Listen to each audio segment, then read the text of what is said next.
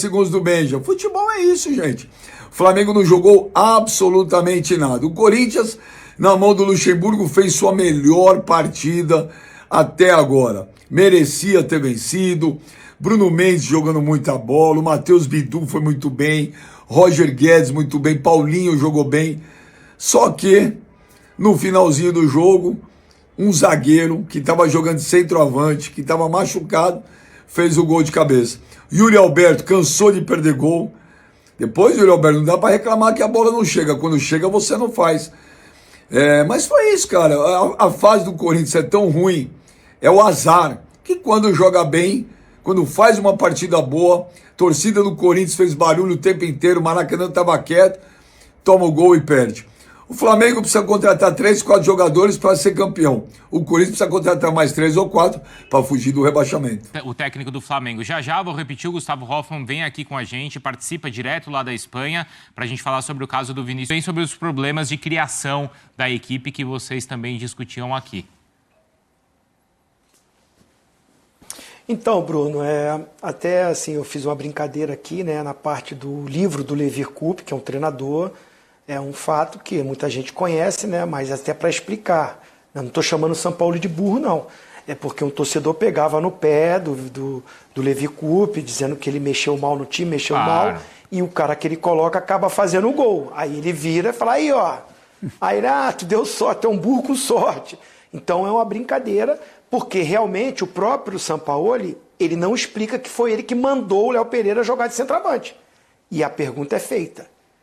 Uma boa pergunta, né, do repórter. Ele fala, quando o Gabigol sai, é uma instrução sua pedir para que um jogador ocupe? Ele até fala, isso é normal, a gente um volante pisar mais na área, entrar.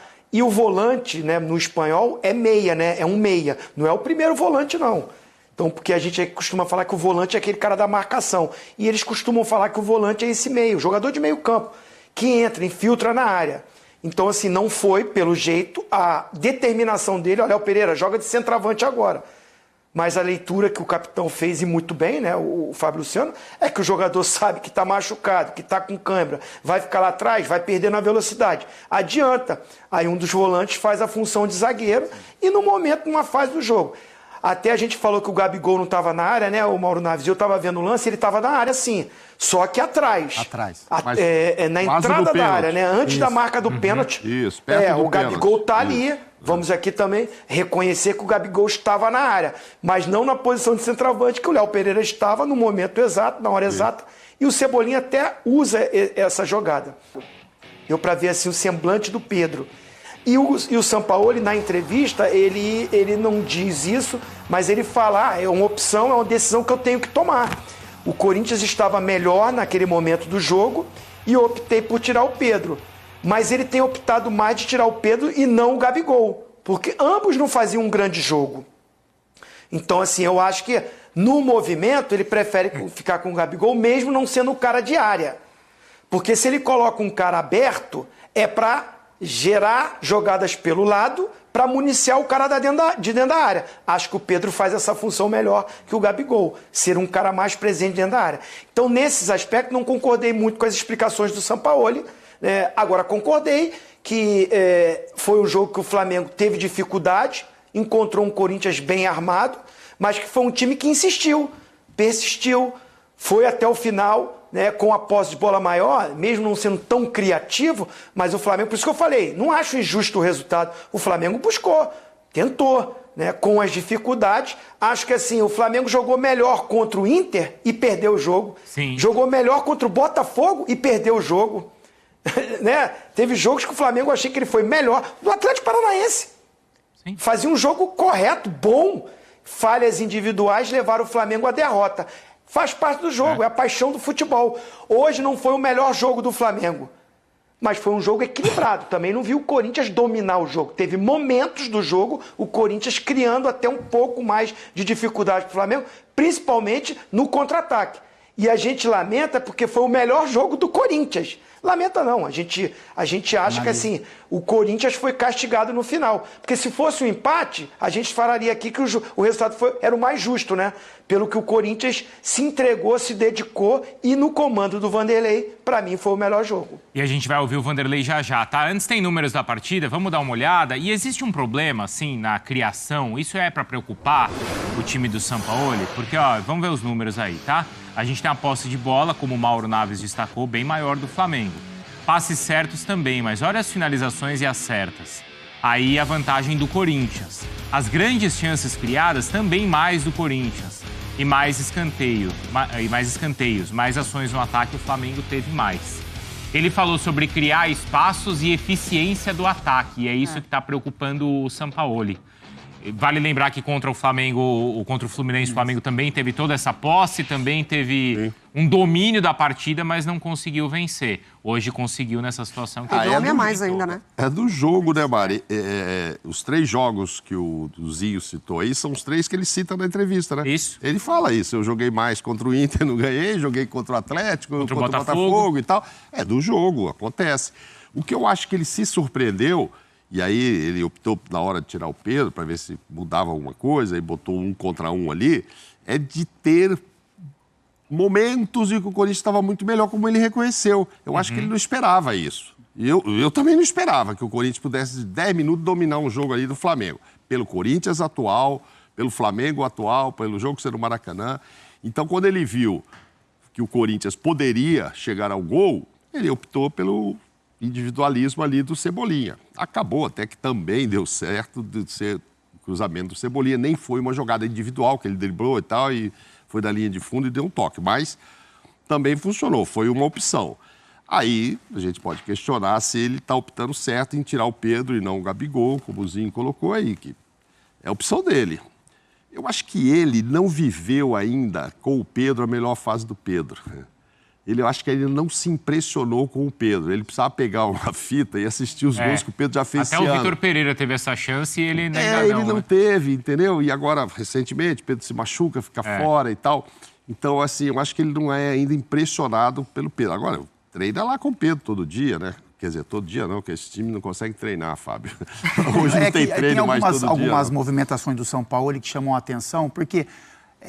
a gente entende Pedro e Gabigol jogando juntos. O Pedro um pouco mais centralizado e o Gabigol fazendo essa movimentação. Quando ele opta em jogar velocidade para o time, jogadores de beirada, a tendência natural é que o Pedro fique em campo. Então, eu acho que é isso que o Mauro também está falando, sabe? De você entender o jogo do Pedro. Porque quando você tem o Matheus Gonçalves por um lado, o Cebolinha pelo outro, é lógico que o que vai funcionar melhor é o Pedro, que é um jogador mais centralizado. Então, talvez é por isso que o Pedro, né, tenha saído um pouco chateado, que o Gabigol também ele não tem essa presença diária. Então, esse jogo de beirada com o Gabigol ele acaba não funcionando.